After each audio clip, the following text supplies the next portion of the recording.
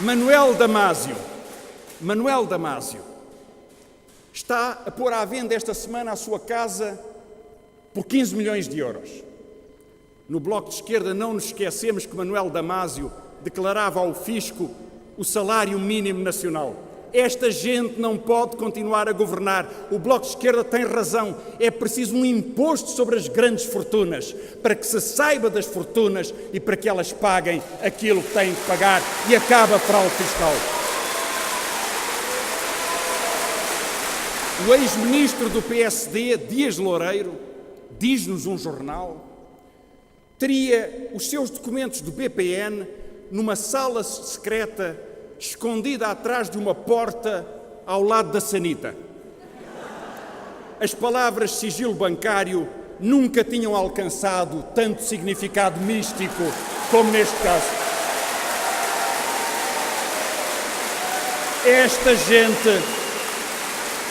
Esta gente não pode governar. O Bloco de Esquerda tem razão. É preciso acabar com o segredo bancário, é preciso acabar com os offshores, é preciso registar todas as transferências de capitais para que se saiba a verdade, porque a democracia tem direito à verdade.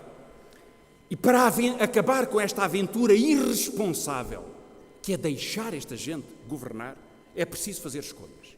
E essas escolhas são, evidentemente, entre a modernidade e o atraso.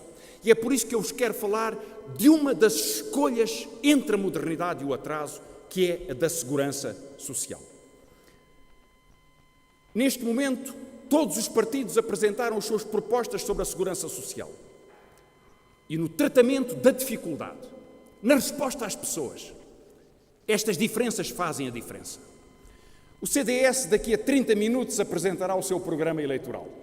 Mas nós já sabemos o ponto forte, o prato de resistência do programa do CDS. Aliás, basta perguntar, quando os especuladores, os financeiros, os milionários assaltam o país, qual é a solução típica de um homem de direita perante este assalto? Já sabem qual é. É preciso tirar dinheiro aos pobres. É preciso ir atrás dos miseráveis. E a solução do CDS lá está. 125 milhões de euros retirados a 150 mil pessoas que, na dificuldade extrema da miséria, recebem 20 euros por semana. É a solução do CDS. O PSD apresenta uma solução diferente. Para o PSD é preciso ser mais ambicioso. É preciso cuidar dos pobres, reduzir as prestações e, sobretudo, olhar para a especulação. E, portanto, o que o PSD propõe, o que Manuela Ferreira Leite propõe, é que uma parte dos salários não desconte para a segurança social e seja entregue para a especulação de todas as bolsas. Onde já vimos, aliás, do que a Casa gasta, com Oliveira e Costa, ou João Rendeiro, ou Bernard Madoff, a gerir as bolsas, já percebemos bem a generosidade e a inteligência da proposta do PSD de entregar às bolsas o dinheiro dos salários para a segurança social.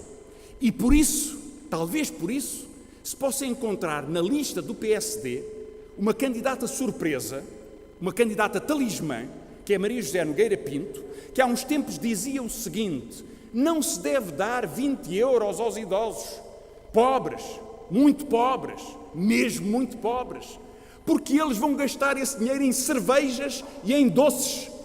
E se vão gastar dinheiro em cervejas e em doces, o melhor é tirar-lhes já tudo. Aí está a proposta do PSD. E aí está a gente que eles apresentam para esta proposta. Esta gente não pode governar. Não pode governar. Não pode governar. Vejam a proposta do Partido Socialista, que é a mais importante, porque é que está a ser executada. Ontem mesmo, no Jornal Expresso, um ex-ministro do Partido Socialista explicou o que era esta proposta como José Sócrates nunca o fez com tanta clareza. Diz ele o seguinte: foi a resolução mais conseguida deste governo.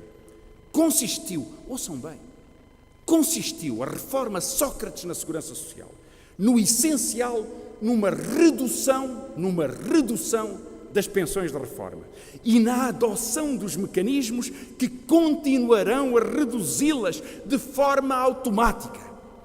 E acrescenta, deslumbrado com a redução das pensões de reforma, a maestria com que o governo português resolveu o problema da segurança social, reduzindo as pensões, justifica muito justamente a admiração mundial.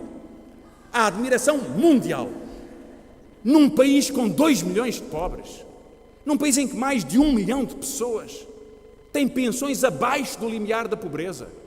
A estratégia de um governo como este é reduzir as pensões.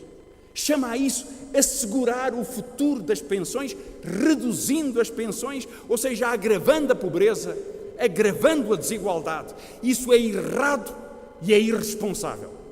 É errado, porque o país tem que utilizar o que pode, o pouco que tem que utilizar competentemente e rigorosamente para pagar uma dívida a uma geração inteira que trabalhou a vida inteira e que agora, no fim da sua vida, nos últimos anos em que deve ser respeitada, é atingida por esta discriminação inaceitável que são pensões que não permitem a sobrevivência.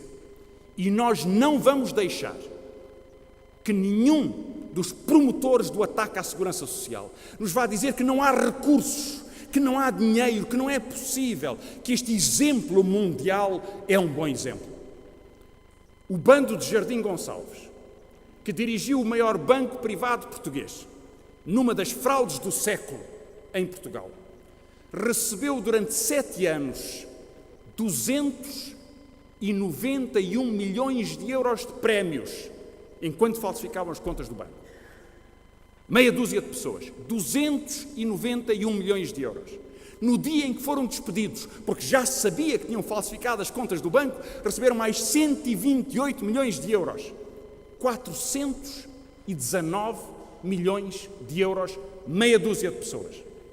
Isto equivale a 80 mil anos de uma pensão média em Portugal. Não se atrevam a dizer-nos que não há dinheiro em Portugal para pensões justas para quem precisa. Não se atrevam. Não se atrevam.